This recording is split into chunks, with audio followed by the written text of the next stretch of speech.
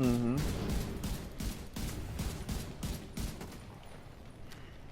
I don't know. I'm gonna pull out no fucking more ankle cutters. Damn bitch.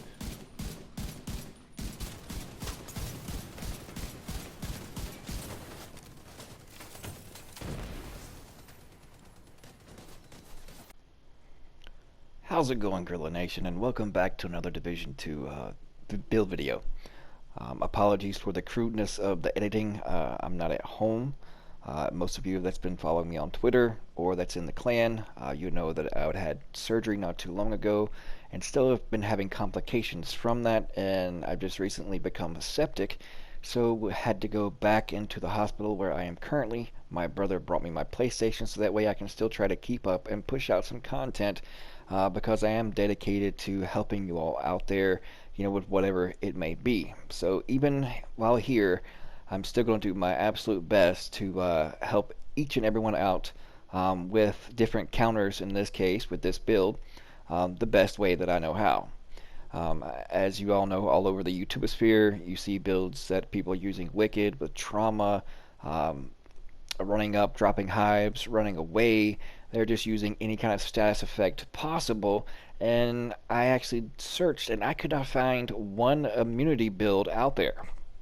So I've been slowly trying to put this together, but since of my current situation, I haven't really had the time or been able to actually perfect it, but I do have enough of it down pat to show you how to be immune to all status effects.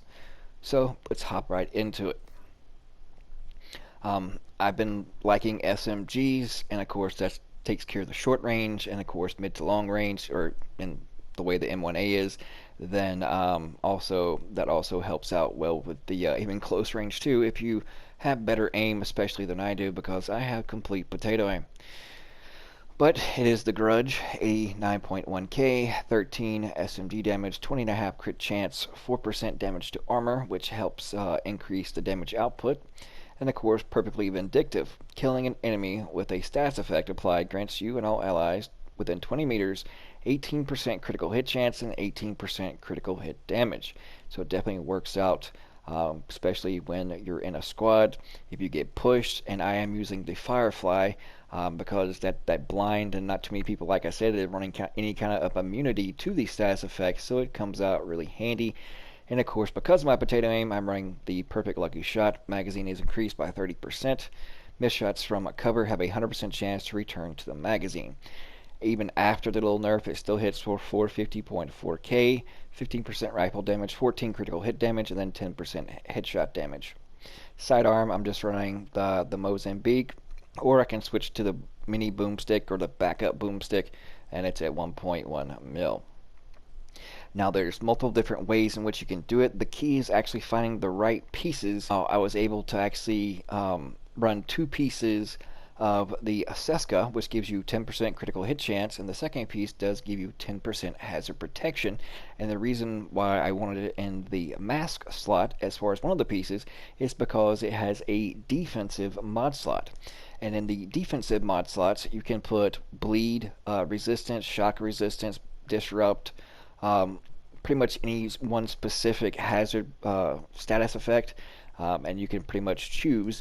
So that way, if you have three pieces that have defensive mod slots, then essentially you can be completely immune to three different status effects all at the same time. And you could run the likes of 511. I think I have a 511 piece somewhere. But anyways, if I don't, the third piece of 511 gives you 10% hazard protection, but it doesn't really offer anything else as far as the 511 brand set. So that's why I opted in to the SMGs and running 3-piece Sokolov.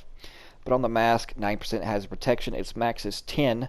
So once I get the 10% hazard protection on here, then that will further my hazard protection. Then 8.1% status effects, which increases my firefly. And then, of course, that mod slot with 9.5 bleed resistance, and then I can switch that out to flame resistance, especially if you're going against Rikers, for any type of flamers, so that way you can be immune to flame and status effect, as you've seen in the few little short clips that I put at the beginning of the video. And of course, the second piece is the holster. I have the max hazard protection on it at 10% hazard protection, 12% critical hit damage, and 14.6% weapon damage. Now, the one piece of yaw gear also gives you 10% hazard protection, and I got another 10% hazard protection as an attribute with 5.3% critical hit chance, and then 165, 666 armor. Now, the three pieces of Sokolov, 9.8% hazard protection, almost quite there at its max. I'm missing 0.2%, but it has 5.3% critical hit chance and 4.5% weapon damage. Now, before I go any further, if you don't want to go the Sokolov way, you can just put 3 pieces of Providence.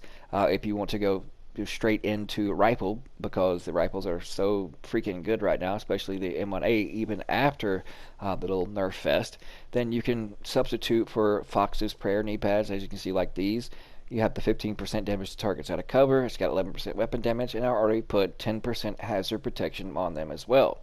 And then you can substitute the other two. Heliguard also have defensive mod slots in them. I think I have a Heliguard already ready, but as you can see, even the yaw gear has a offensive mod slot. And the chest piece is the same. It has the defensive mod slot for the Heliguard, and if you want to run 2 pieces, I probably would suggest, if you want to run that route, just go with 1 piece. That way you get the 5% total armor, and then you can go with like another yaw gear piece here. So that way you can, for 2 pieces, you get an additional 5% weapon damage, as you see here on the screen. So if you wanted to go, let's say, 2 yaw gear as far as the chest piece, the backpack, and then go with the Overlord Fox's Prayer knee pads, then that will just further your strength of your M1A. It's all up to your personal preference. I just look at it as 1 mid to long range and 1 up close and personal in case you get pushed. But moving on, since I only have 825 armor, that's why I went with Unbreakable. This is the best chest piece that I was able to find, which had mediocre, halfway decent stats on it, so that way I can put more hazard protection on it. 8.4% weapon damage, not the greatest, but like I said, it's the best that I was able to come across. And then 8.7% critical hit chance combined. And of course, Unbreakable, I get 95% of my armor back every 60 seconds. As far as once your armor breaks, you get 95% of your armor back, and then you can rinse and repeat with another 60 seconds. Now, the 6th and final piece is the Sokolov backpack. 13.1% weapon damage, 11.2 critical hit damage, 9.8 hazard protection, and 10.5% critical hit damage. And of course, Wicked, applying a status effect, increases total weapon damage by 18% for 20 seconds. So that 20 seconds can be an eternity, so that will further your damage output. And the Firefly is really quick and easy to use. On it, I have no skill tier other than 1. You get 1 free one by using the Technician Specialist, so that's the only reason that I'm using it, because you get that +1 max targets. And if you're in PvP, actually playing against people that are legit and there's not cheating, so that way if they're a full squad, then you can essentially blind all 4 of them, because most everybody is not running any kind of hazard protection whatsoever. And then the blind duration on that is 8.1 seconds. So they'll be blind for 8.1 seconds, and you can take that opportunity to either push yourself or sit back with your M1A and let your teammates push. It's kind of like a twofold process. It's about synergizing with actually your group or team, but it also works out well on NPCs the same. The second, of course, is just set up for PvE. This is the Reviver Hive.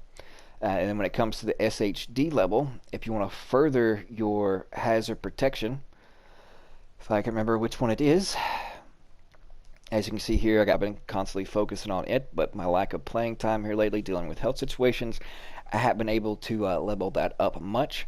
But further that out, and that opens up a door and leaves some options to where you don't have to run something with a defensive mod slot on your mask, your backpack, or chest piece, and can go with the likes of crit chance or crit damage, depending on your personal preference.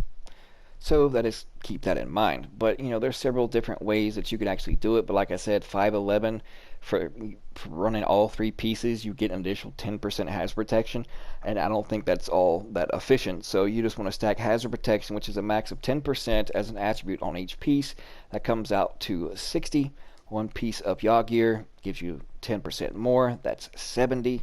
And then, of course, the two pieces of the Seska will also give you 10% hazard protection.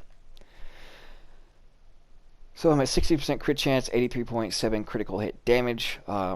Since I went with the hazard protection, that took off a lot of critical hit damage, but it still hits really hard up close and personal, and I can still pretty much eat through an elite NPC when they try to rush you, especially one of those shotgunners. So it does come in handy as far as the close range when they try to swarm you. But just cycling on down really fast. As you can see, my total hazard protection is 81.8. And since I have that one defensive mod slot, then I have 91.3 bleed resistance. But I can change that out to blind, burn, confuse, disrupt, ensnare, even poison, shock. So it's whatever you so choose, and it depends on really what faction on PvE that you're running against. So it's easy just to switch one mod out to compensate for whatever faction. If you run the ones that you run into, the turrets that they put up that shock you, some that bleed you, and then of course all the throwers and flamers that's out there. Then just put in the burn resistance, and you're probably going to have better mods than what I have as well. So that way, you can up that hazard protection by finding the right pieces. And I'm still missing out on I think a total of 3% total on just the attribute parts of it. And then once I level up my watch, that'll be another 10%. So with even out that mod, that defensive mod, that'll put me at 91%. And then at 91.3%, actually it'd be a little bit more once I get those other percentages. So a total of 93%, then you'll be completely immune to anything and everything. I'll still be working on it. Hopefully I won't be here just for a couple more days, and hopefully I can stay conscious enough, because they keep trying to keep me sedated because of being septic, that I can actually put in a little bit of time and keep leveling up my watch. But since there was nobody out there putting any kind of builds as far as any kind of immunity status effects, and everybody just putting out status effect builds, then this is my interpretation of a counter, and it'll be perfected once just min-max the things and up your level of SHD. And then with the Wicked on there running the Firefly, you get the Firefly back quick, you blind them for 8 seconds, and that gives you another 18% weapon damage. And so that way you're still critting for over a mil. I think it's 1.2 mil with the M1A. Headshots I think is 1.6 mil. And then of course, you can run any SMG that you want to. It's just your personal preference. But thank you guys so much for tuning in. I appreciate all the positive thoughts and vibes you send my way. Appreciate each and every one of you. Hopefully I can get back on my feet so that way I can put out content as I was and have something for you each and every day. And hopefully they'll figure out this glitch debacle soon. I know they implemented some changes to help, if you try to do the DPS thing, it supposedly kicks you from the server, but then they have all these other much, I guess, dire glitches as far as the exotic boss glitch, where you get tons of exotics dropped repeatedly. That's even more game breaking. Hopefully they can get this fixed. But when you're coding, like they said on State of the Game, they have to do it meticulously and very slowly and smartly, because just the slightest little thing can break something else. And that's essentially where we got the DPS glitch. So those commenting or saying, oh, the devs put it in the game, no, it was an accident, and something that they fixed somewhere else had a consequence and a side effect, and that's where we got it. But two wrongs don't make a right, no matter how you spin it, how you look at it. Cheating is cheating, and cheating is wrong. But love you all. We'll see you later.